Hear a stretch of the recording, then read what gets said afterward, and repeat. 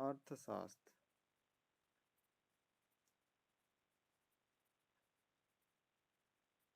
कक्षा 12 पाठ 1 अर्थशास्त्र का परिचय पाठ का नाम और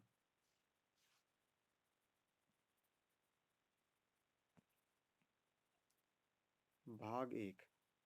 आपका जो पार्ट 1 है ये 2 भागों में डिवाइडेड है, नंबर 1 और नंबर 2। पहला भाग में आप जी समझ रहे हैं। चलिए इसमें पहले क्वेश्चन पे चलते हैं। पहला क्वेश्चन आया है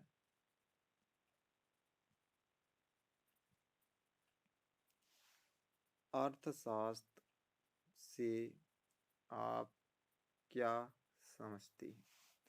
सबसे पहले क्वेश्चन ध्यान देना, अर्थशास्त्र क्या है, अर्थशास्त्र से आप क्या समझते हैं, अर्थशास्त्र किसे कहते हैं। तो ध्यान देना, अर्थशास्त्र वह शास्त्र या विषय है जिसमें मनुष्य की विभिन्न आवश्यकताओं एवं उन आवश्यकताओं की पूर्ति के लिए मनुष्य द्वारा की गई आर्थिक क्रियाओं का अध्ययन किया जाता है।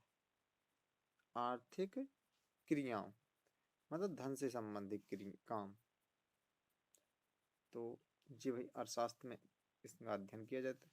देखो अर्थशास्त्र में मनुष्य की आवश्यकताओं, वही जो आवश्यकताएं होती हैं उन आवश्यकताओं की पूर्ति के लिए मनुष्य जो भी आर्थिक क्रियाएं, इन सभी का अध्ययन काय में किया जाता है भाई, अर्थशास्त्र में किया जा रहा है। और जो अर्थशास्त्र के लेखक हैं वह हैं कौटिल्य। कौटिल्य ये अर्थशास्त्र के लेखक हैं। ठीक है, क्या हैं ये लेखक। अर्थशास्त्र के लेखक कौन है, तो कौटिल्य। इन्हें विष्णुगुप्त या चाणक्य भी कहा जाता है। तो ये आपका हो गया पहला क्वेश्चन। दूसरे क्वेश्चन पे आते हैं।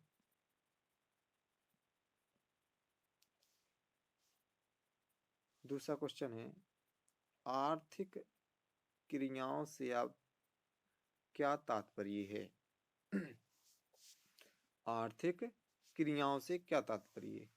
क्रिया मतलब काम भैया। यस, आर्थिक क्रिया मतलब आर्थिक काम। अपन जो भी कार्य कर रहे हैं, देखो मनुष्य की वे समस्त क्रियाएं काम जिनका संबंध धन से होता है आर्थिक क्रियाएं कहलाती हैं।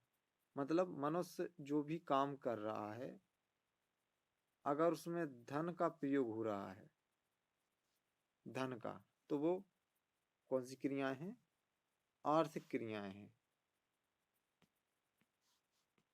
कौन सी क्रिया हैं, आर्थिक क्रियाएं हैं भाई,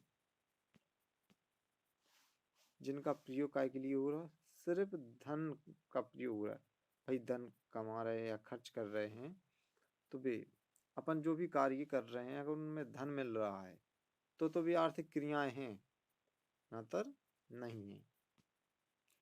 तीसरे क्वेश्चन पे चलते हैं।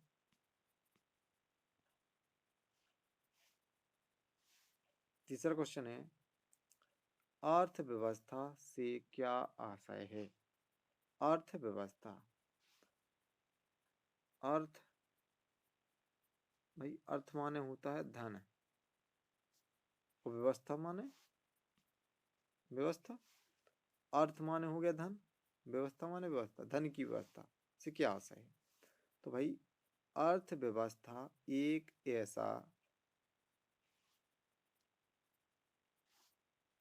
ऐसा तंत्र है जिसके द्वारा लोग अपनी आजीविका मतलब जीवन यापन के लिए जो भी सुविधाएं होती आजीविका के साधन प्राप्त करते हैं और जिससे भी अपनी आवश्यकताओं की पूर्ति कर सकती हैं, आवश्यकताओं की पूर्ति कर सकती है। एक अर्थव्यवस्था में उत्पादन, उपभोग, विनिमय भी है, निवेश एवं विनिमय मुख्य क्रियाएं होती हैं जो भाई आगे निम्नलिखित हैं। आगे जी क्रियाएं दी गई हैं। चलिए तो क्रियाएं चलते हैं। पहला है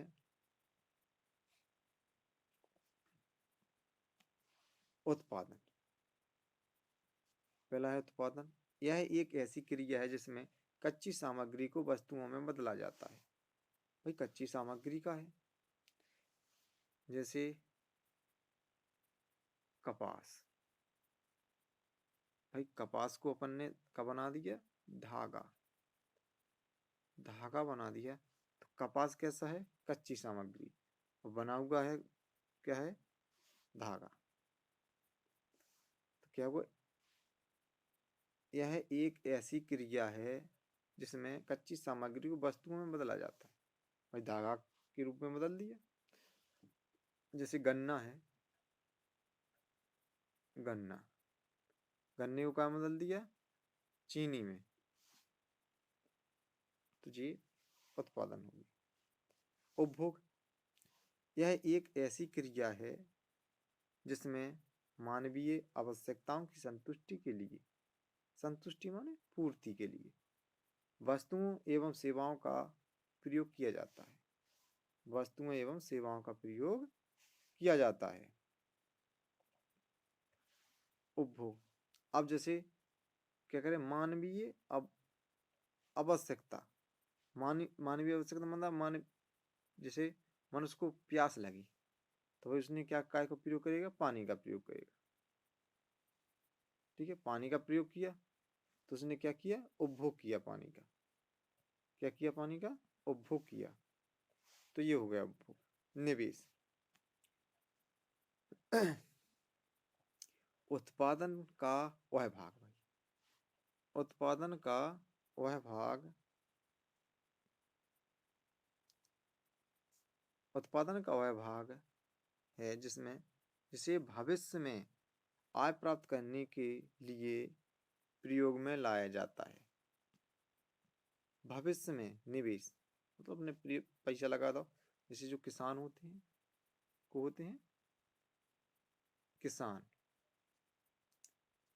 भाई किसान ने बीज के लाने, खाद के लिए और अन्य चीज़ों के लिए पैसा लगाया। अब उसकी जो फसल आएगी कब आएगी? भविष्य में। मतलब भविष्य में फसल आएगी। भाई उस तो क्या होता है? उत्पादन का वह भाग, उत्पादन का वह भाग है जिसे भविष्य में आय प्राप्त करने के लिए प्रयोग में लाया जाता है। विनिमय। यह एक ऐसी प्रक्रिया है जिसमें दो पक्षों द्वारा वस्तुओं और सेवाओं की अदला बदली की जाती है। जैसे आप कुछ खरीदने गए, आपके पास गेहूं है, तो क्या करेंगे भाई? अपन गेहूं दुकानदार को बेच, जहाँ दुकानदार को बेचेंगे। भाई जो खरीदने वाला है, खरीदार, उसको पास बेचेंगे और फिर अपन को जो वस्तुएं चाहिए वो लेंगे। तो मतलब दो पक्ष, मतलब बेचने वाला और खरीदने वाला, अपन उस वस्तु या सेवा कुछ भी अदला बदली मतलब खरीदें बेचेंगे। तो वो क्या है? विनिमय है।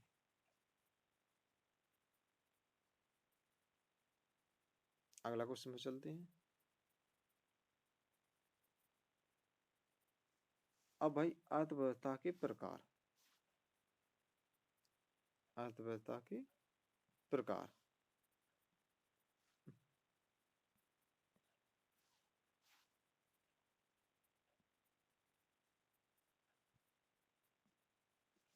अर्थव्यवस्था के प्रकार। पहली है केंद्रीकृत या योजनाबद्ध अर्थव्यवस्था। तो भाई इस अर्थव्यवस्था में, इस अर्थव्यवस्था में उत्पादन के साधनों पर सरकार का अधिकार होता है। वह इन साधनों का प्रयोग सामाजिक कल्याण के लिए करता है। मतलब जो उत्पादन के साधन है, किसका अधिकार होता है? भाई सरकार का अधिकार होता है। वह इन साधनों का प्रयोग काय के लिए? सामाजिक कल्याण के लिए करता है। किसके अंदर? केंद्रीकृत या योजनाबद्ध अर्थव्यवस्था के अंतर्गत।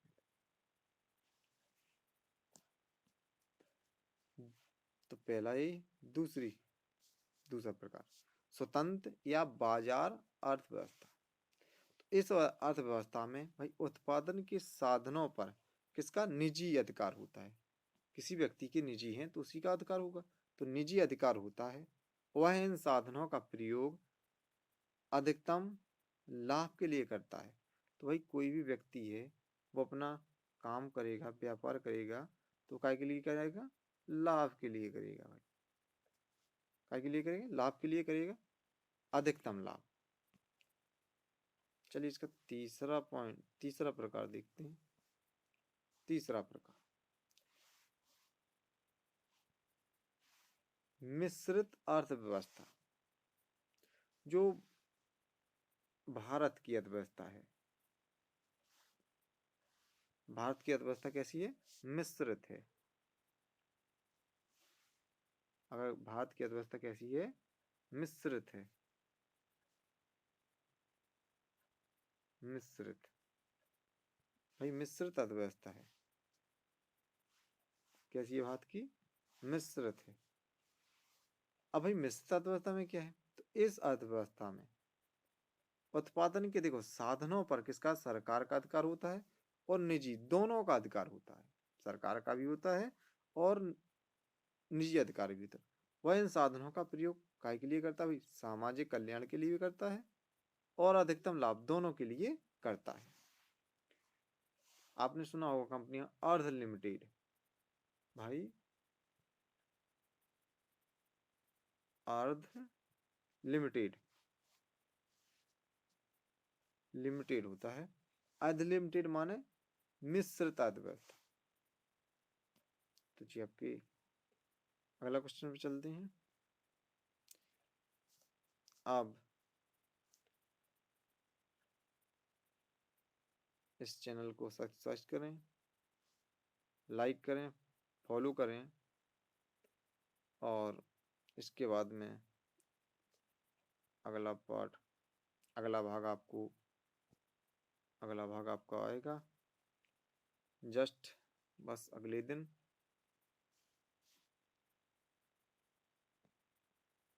आपने अर्थशास्त्र का पहला पार्ट पढ़ा, भाग एक पढ़ा। अब भाग 2 अगले दिन आप जरूर देखिए। अच्छा लगा हो तो लाइक करें। धन्यवाद।